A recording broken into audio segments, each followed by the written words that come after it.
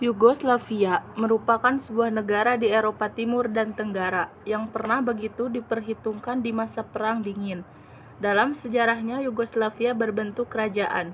Setelah itu menjadi republik sosialis di bawah rezim komunis. Cikal bakal Yugoslavia dibentuk pada 1918 sebagai imbas kekalahan Austro-Hungaria pada Perang Dunia I. Setelah monarki dihapuskan dan komunis memerintah Yugoslavia, negara ini bertransformasi jadi salah satu kekuatan ekonomi dan politik di Eropa. Lalu, pertanyaannya, mengapa negara sebesar Yugoslavia bisa runtuh? Berikut sejarah singkat serta alasan runtuhnya Yugoslavia. Diketahui, Yugoslavia merupakan negara yang pernah ada dari tahun 1918 hingga tahun 1992. Negara seluas 255.950 km persegi ini muncul setelah Perang Dunia I dengan nama Kerajaan Serbia, Kroasia, dan Slovenia, melalui unifikasi yang dibentuk dari eks-wilayah Kekaisaran Austro-Hungaria. Yugoslavia merupakan persatuan pertama orang-orang Slavia Selatan sebagai negara berdaulat setelah berabad-abad terjajah oleh Kekaisaran Ottoman dan Austria-Hungaria. Raja Peter I dari Serbia merupakan penguasaan pertamanya. Kerajaan ini mendapat pengakuan internasional fanatik 12 Juli 1922 dalam Convention of Amherst di Paris. Selanjutnya, nama resmi negara menjadi Kerajaan Yugoslavia pada 3 Oktober 1929. Nah, periode krisis bermula ketika Yugoslavia dipimpin Raja Peter II diperparah oleh invasi Jerman pada 6 April 1941.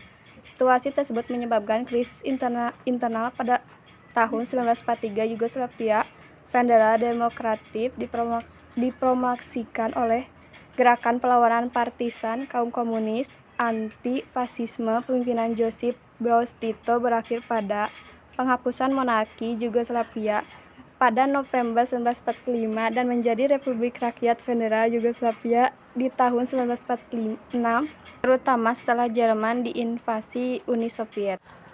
Pemimpin partisan Josip Broz Tito memerintah negara itu sebagai presiden seumur hidup sampai kematiannya pada 1980. Sebelumnya, Maret tahun 1963, negara ini berganti nama lagi sebagai Republik Federal Sosialis Yugoslavia atau SMA-RAI. Setelah kemenangan sekutu dalam pentas Perang Dunia II, Yugoslavia berdiri sebagai federasi 6 republik dengan perbatasan ditarik sepanjang garis etnis dan sejarah, diantaranya Bosnia dan Herzegovina, Kroasia, Makedonia, Montenegro, Serbia, dan Slovenia.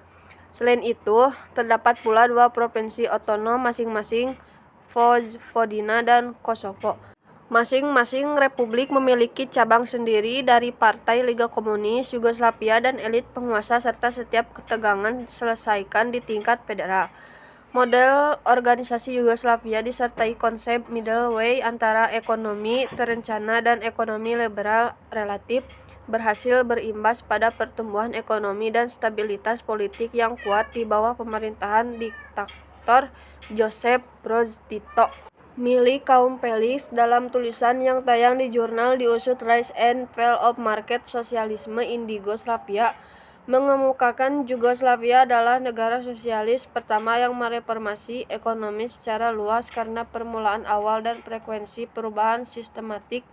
Ia dianggap sebagai ekonomi sosialis yang paling reformis. Negara ini mengembangkan model sosialisme sendiri berdasarkan manajemen mandiri pekerja, desentralisasi yang luas, kepemilikan sosial, dan ketergantungan yang meningkat pada mekanisme pasar.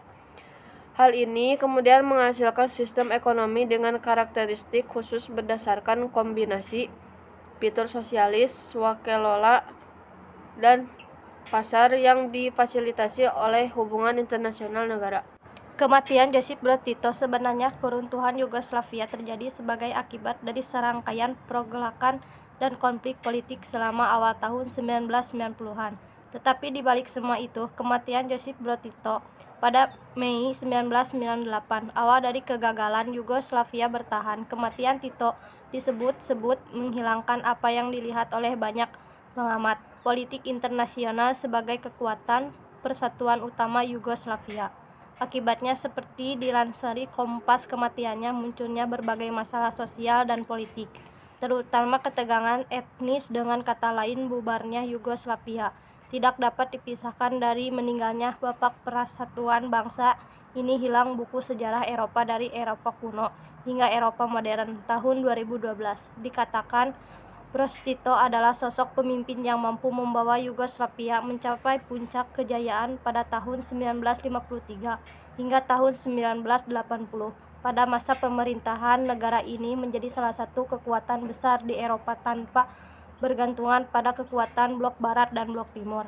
Namun setelah kematian sistem pemerintahan federal yang melemah dibiarkan tidak mampu mengatasi tentang ekonomi dan politik yang meningkat. Ketegangan antara etnis yang disebabkan krisis politik dan sosial, keruntuhan Yugoslavia juga tidak dapat dilepaskan dari aspek eksternal dalam sebuah artikel yang dimuat History dengan tajuk The Breaks Up of Yugoslavia 1990-1992.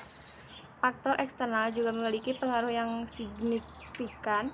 Runtuhnya komunisme di Eropa Timur pada tahun 1949, unifikasi Jerman setahun kemudian dan runtuhnya Uni Soviet segera mengikis stabilitas politik Yugoslavia. Rangkaian peristiwa yang dipercaya sebagai babak akhir Perang Dingin tersebut membuat Partai Komunis Nasional Yugoslavia, yang secara resmi disebut League of the Communists, jadi kehilangan potensi ideologinya. Sebagai respon atas gagalnya komunisme di Eropa, negara-negara bagian di Yugoslavia, terutama Serbia dan Kroasia, ingin melakukan yang sama. Mereka merasa kalau mereka sudah mempunyai sistem politik sendiri. Ketegangan etnis ditambah krisis ekonomi pada tahun 1980-an.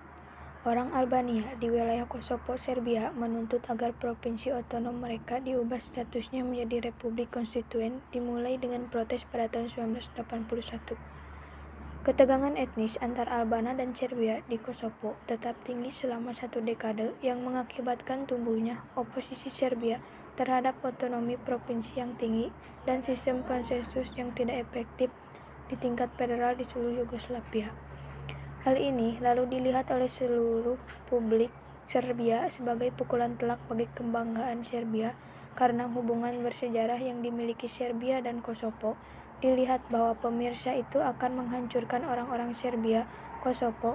Protes tersebut akhirnya menyebabkan penindasan mayoritas Albania di Kosovo.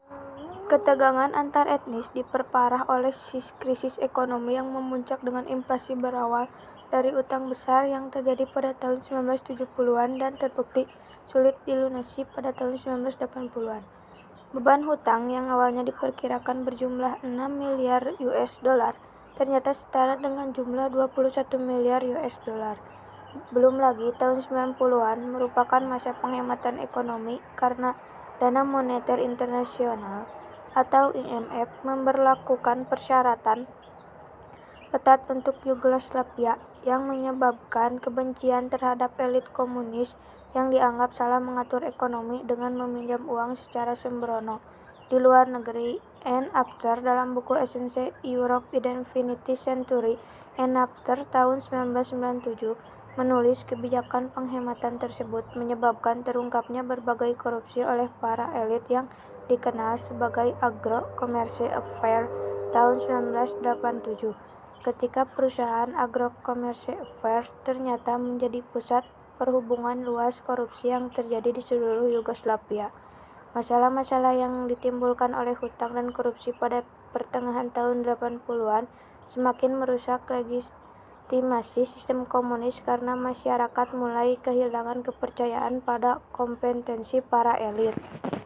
Negara bagian memerdekakan diri. Krisis sosial dan politik yang tidak menentu dan berimbas pada ekonomi negara memuncak pada tahun 1987.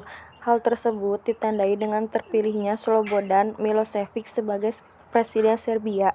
Sebelumnya, pada tahun 1986, Serbian Academy of Sciences and Arts atau Sains memberikan kontribusi signifikan terhadap kebangkitan sentimen nasionalis dengan menyusun memorandum Science yang kontroversial Milošević menerapkan kebijakan diskriminatif berdasarkan etnisitas yang merugikan bagi mayoritas masyarakat Yugoslavia, terutama etnis Albania, Bosnia, dan Kroasia.